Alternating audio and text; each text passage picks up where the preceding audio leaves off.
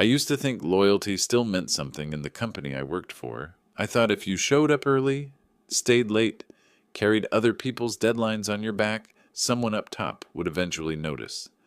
But the truth hit me slow, like cold water creeping through your shoes. Sometimes the people you're loyal to are already writing your exit speech while you're still trying to keep the lights on. So here's my confession. My department didn't just fail. It was pushed off the cliff, and I was the one everyone expected to jump after it. I led a small financial analytics team. 5 people, all of them good, honest, overworked. We weren't the kind of department you see on posters or company newsletters. We were the ones doing the math behind other people's big promises. For 2 years, we survived on a budget so thin you could read a newspaper through it. Every quarter, I sent the same warning to upper management. Our margins won't make it another cycle unless you stop cutting the tools we need. Every quarter, they sent the same reply. Thanks. Noted. Nothing changed. When the numbers finally buckled, when the models started breaking under the weight of expectations disconnected from reality, they didn't say, "We ignored you." They said, "Your department is underperforming." And just like that, the countdown started. But here's what no one in the company knew. While they were quietly preparing to shut us down, I was talking to someone who could have saved everything. One of our biggest long-term clients had put me in touch with an outside investor, someone serious, someone who understood the value of our work, even when my own bosses didn't. We'd had 3 conversations already. We had numbers on the table. We had draft terms. They were ready to put real money into turning our direction around. Their one condition? That I stay on to lead it. It wasn't ego. It was logic. I knew the systems. I knew the clients. I knew where the holes were and how to patch them before the ship took on water for good. Meanwhile, inside the company walls, my reality looked very different. First came the email. "We'll need you to stay on until the department winds down. After that, we'll discuss alternative roles within the organization." Alternative roles. That phrase tastes like cold metal, but I swallowed it. I thought, naively, that if I kept my head down and did the work, they'd recognize the value I still brought. I had numbers. I had projections proving that with even a modest reinvestment, our division would turn profitable in under a year. I had external interests that validated everything I'd been shouting into the void.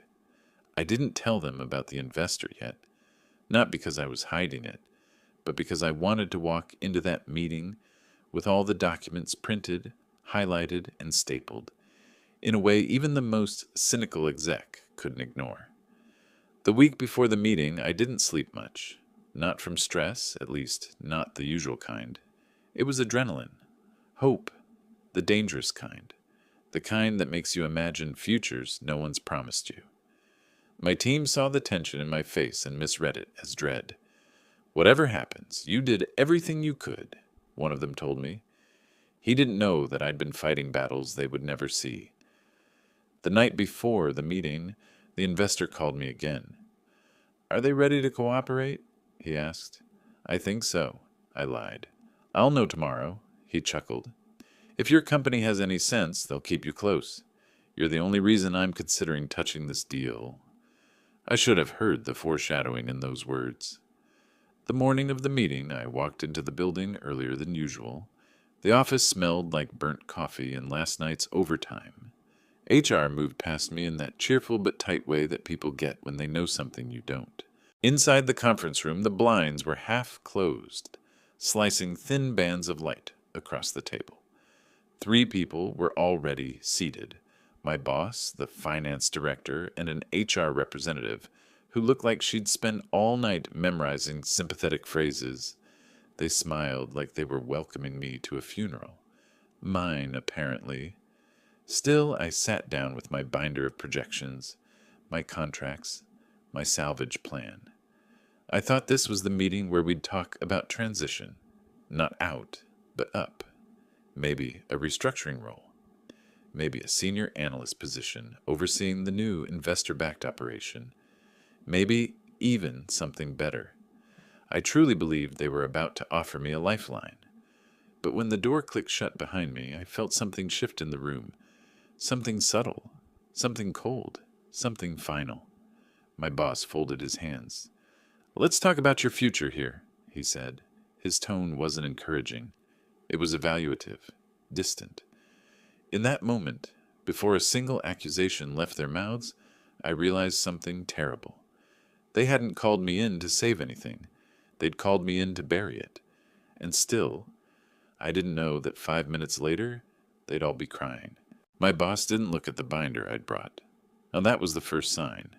If someone plans to offer you a future, they at least pretend to care about your work. He kept his eyes on me, hands folded like he was about to deliver a verdict he'd already memorized. "Your department's closure puts us in a difficult position," he began. Difficult position. That was rich. I waited. HR adjusted her glasses. The finance director cleared his throat, like the air was too heavy to breathe. Then my boss leaned forward, elbows on the table. "We've reviewed the numbers. The losses your division accumulated over the last 2 quarters are substantial." I almost laughed. Substantial? Try manufactured by budget cuts and ignored warnings. But I stayed quiet. He continued, "As the head of that department, the responsibility ultimately falls on you." There it was, the shortcut, the scapegoat template. I looked at the finance director. He couldn't meet my eyes. He was the one who rejected every resource request I'd submitted. He knew exactly where the numbers came from. Hell, I'd sent him weekly breakdowns showing how close we were to failure. His only response had been, "Let's revisit this next month." Month after month, I opened my binder, slid a stapled report toward them. "These are the requests I filed starting last fall," I said calmly. "You'll see the areas we identified at risk and the projected impact of reduced support." My boss didn't touch it. "We're not here to relitigate the past," he said. Of course not. The past contained evidence, and evidence made their argument inconvenient. "What we need," he continued, "is to decide whether you're still a fit for any leadership role going forward." There was no hesitation in his voice, no nuance, no acknowledgement that we wouldn't even be sitting here if they'd listened when they had the chance. "We believe," he said carefully, "that it would be unwise to place someone associated with a bankrupt division into a sensitive position." I stared at him. It was such a clean, efficient lie. Strip away context, ignore your own decisions, and suddenly the person who tried to keep your house standing is the reason it collapsed. HR added, "This doesn't diminish your efforts. It's simply about optics." Optics. They were ruining people's livelihoods, and the word they chose was optics. I should have felt angry, explosive, betrayed. Instead, I felt something colder, clarity. It settled over me like frost, thin and sharp. "So what exactly are you offering?" I asked. My boss inhaled, pleased to move on. "A transitional role," he said. "Temporary. 6 months, at most. Not managerial. Reduced pay scale. But it will allow you to remain employed until you find something better, suited to your skills." It was almost impressive how condescending a man could sound while pretending to be generous. "And my team?" I asked. HR answered this time. "They'll be dispersed into other departments where possible. For those we cannot place, we'll provide severance." They said it gently, as if soft phrasing made the outcome any less brutal. "You want me," I said slowly, "to take a demotion for a problem I warned you about 12 times over the last year?" My boss's jaw tightened. We all made mistakes. "No," I replied. "Some of us made warnings. Some of us ignored them." The finance director shifted uncomfortably, but still said nothing. My boss leaned back, steel creeping into his tone. "If you're unable to accept responsibility, then perhaps this conversation is already over." I almost smiled. I wanted the conversation to be over, just not in the way he imagined. I closed the binder. "I accept responsibility for my work, not for your decisions." HR stepped in again, softer. "We're trying to give you a landing place. Consider the alternative." I looked at the three of them, people who had smilingly shaken my hand last year when we'd secured a contract that kept the entire company afloat. None of them mentioned that now. What about the proposal I submitted? I asked. The one about restructuring the department and shifting our analytics to a new operational model. We don't believe it's viable, my boss replied quickly. Did you read it? I asked. Silence. That was answer enough. I nodded once. Good to know. I gathered the binder, but I didn't stand yet. I wanted to give them a moment to understand exactly what they were choosing. What happens now? I asked, though I already knew. My boss straightened his tie. Take the weekend to think. If you accept the transitional role, HR will finalize the paperwork Monday. And if I don't, then we'll process your departure. Simple, clean, disposable.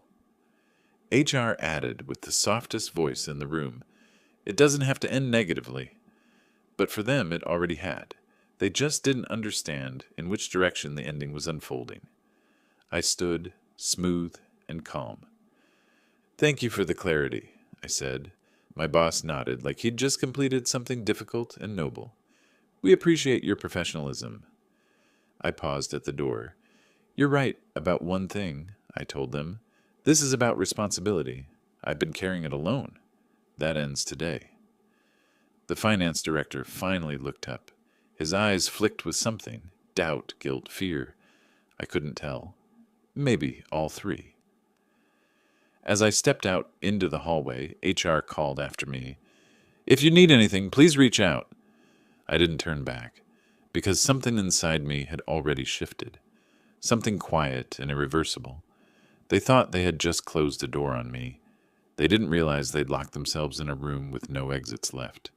And I didn't know it yet, but that decision would cost them everything. I walked out of the meeting room without slamming the door, without muttering anything under my breath, without giving them the satisfaction of seeing a crack. My hands weren't even shaking. It was the strangest part. I felt calm. The kind of calm you get right before a storm breaks, not on you, but behind you. I made it to the end of the hallway before I stopped. There was a bench by the window, the same one where I'd eaten my lunch on days when meetings ran long. I sat down, put my binder beside me, and pulled out my phone. The investor had texted me earlier that morning, ready for updates when you are. For a second, I just stared at the message. I knew what I had to do.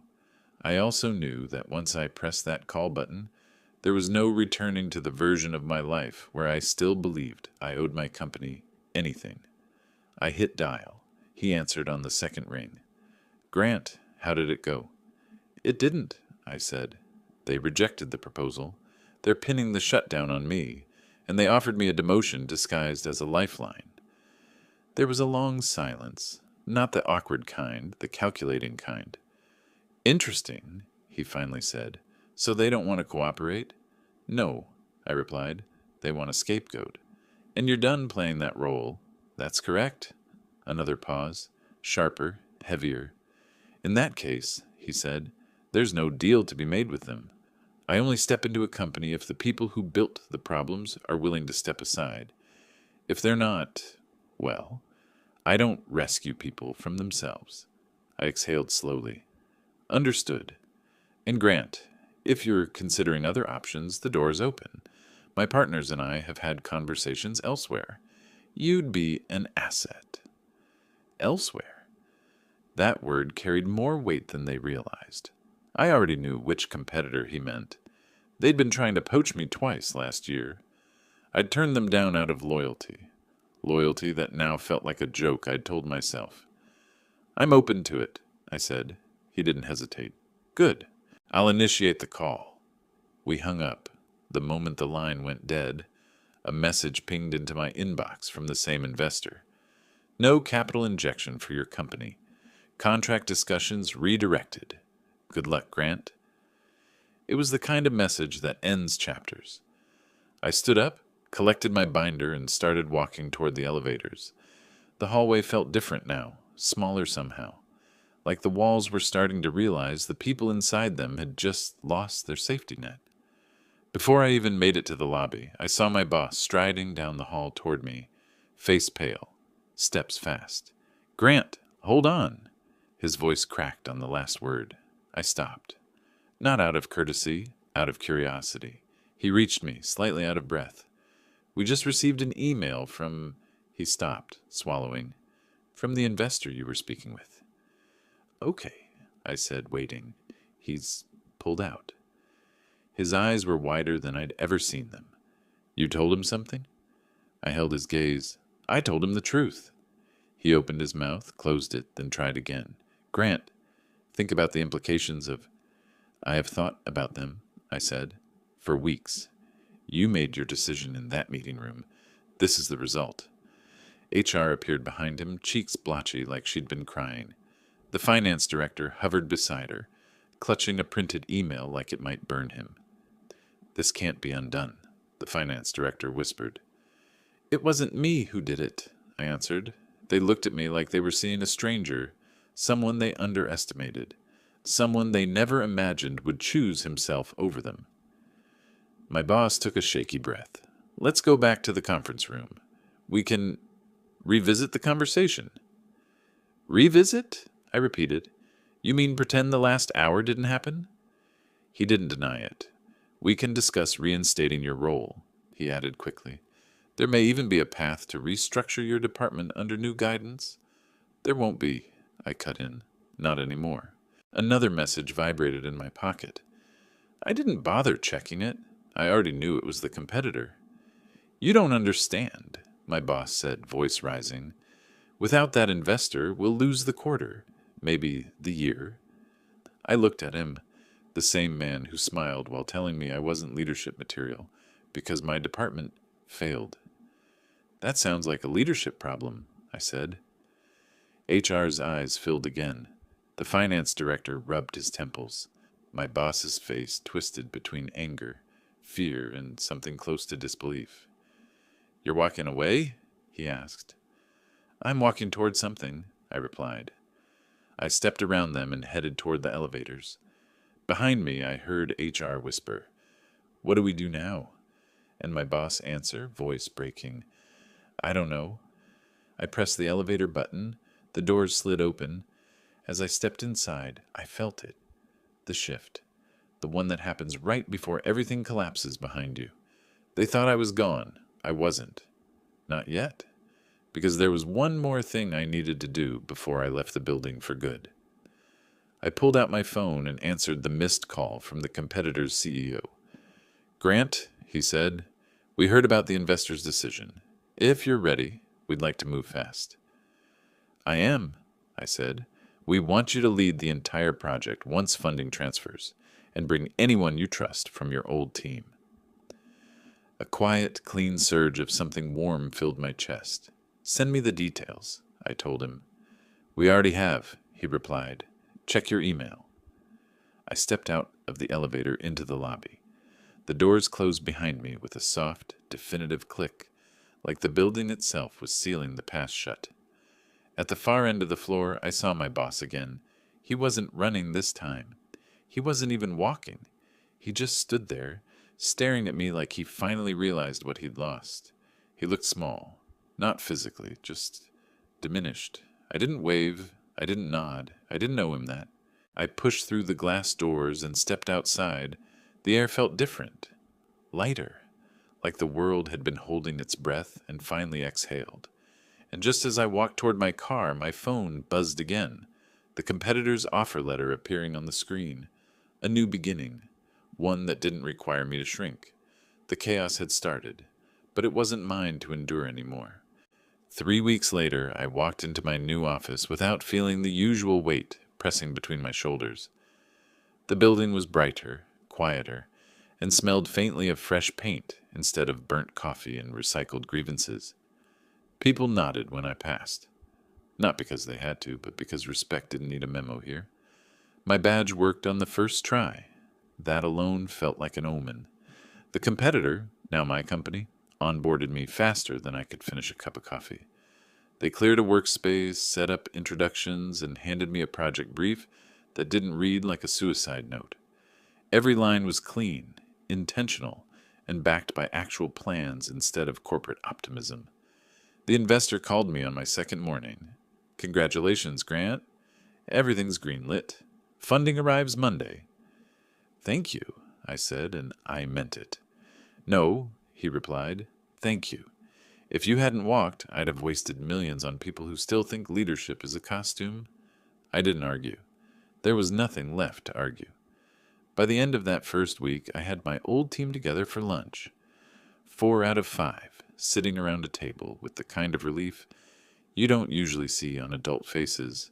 They'd turned in their notices quietly, sent me messages privately, and walked out professionally. "I didn't think you'd leave without us," one of them said, half teasing. "I didn't leave you," I told her. "I left a building." It earned a smile, a real one, the kind workplaces don't always leave room for. We spent the rest of the afternoon sketching out what the department would look like now.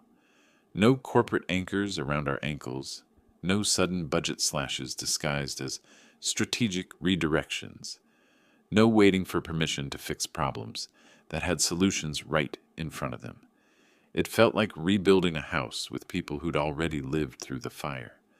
But while my new life settled into place, the old one started cracking apart. I didn't seek updates. They found me anyway. In-passing comments, forwarded articles, a quiet phone call from an old colleague who hadn't jumped ship fast enough. The investor's withdrawal had been the first domino.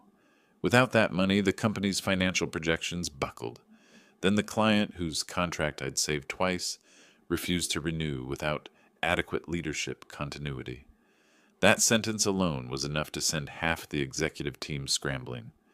A week later, the quarter results leaked, a bloodbath on paper. My former boss held an emergency meeting, one I heard about only because someone jokingly texted me a photo of the conference room window, fogged up from people pacing. HR cried, finance yelled, the board demanded answers. For the first time in years, no one had a scapegoat to point at. I didn't feel vindicated. I didn't feel triumphant. Mostly, I felt distance, the kind that comes when you finally understand what you owe to people and what you never owed at all. One evening after a long but satisfying day, I sat on my new office balcony with a coffee I didn't have to microwave 3 times to keep warm. The sky was soft and harmless. A breeze moved just enough to let me forget the noise I used to live in. My phone buzzed. Not a call, not a message, a news alert. The article headline was calm and clinical. Local firm begins asset liquidation after loss of key stakeholder deal. My old company, selling off what they could. A controlled collapse. I read it once, then closed it. Not out of cruelty, out of closure. A team member stepped onto the balcony behind me. "You good?" he asked. I turned to him, and for the first time in a long time, the answer came out without hesitation. "Yeah," I said. "I actually am." He nodded. "Feels different here." "It does," I agreed. "You think they'll blame you?" He added lightly. "They can blame whoever they want," I said. "But I'm done carrying both sides of a sinking ship." He smiled, satisfied, and went back inside. I stayed on the balcony, finishing my coffee while the city lights blinked awake. I wasn't thinking about revenge, or justice, or what-if scenarios. Those belonged to the version of me who still believed drowning was part of the job description. Now I understood something simpler. You don't need permission to walk away from people who refuse to listen. You don't owe your sanity to leaders who can't lead.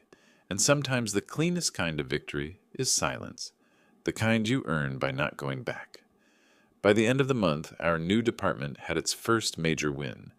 Approval for a revamped system that would have taken 6 quarters to push through at my old company. The investors' team visited, shook hands, and asked if we were ready for expansion. We were. On my drive home that night, the radio played something low and steady. The road was dry, the traffic light, the future uncomplicated. My hands rested on the wheel with a steadiness I didn't recognize at first. A different life, one that fit me, one I didn't have to apologize for wanting. I parked, stepped into my quiet apartment, and closed the door behind me. No echo, no weight, no ghosts from boardrooms that mistook arrogance for wisdom. I made dinner, read a little, went to bed early. A simple night, a peaceful one, and as I lay there, breathing evenly in the dark, I realized something with perfect clarity. My boss rejected me because he thought my department's failure was my burden. But 5 minutes later, it became his. And everything that followed was just gravity doing what I no longer had to. The final thought eased into my mind quietly, without triumph, without bitterness. Just truth. I didn't ruin anything. I simply stopped saving people who were committed to sinking. And that was freedom.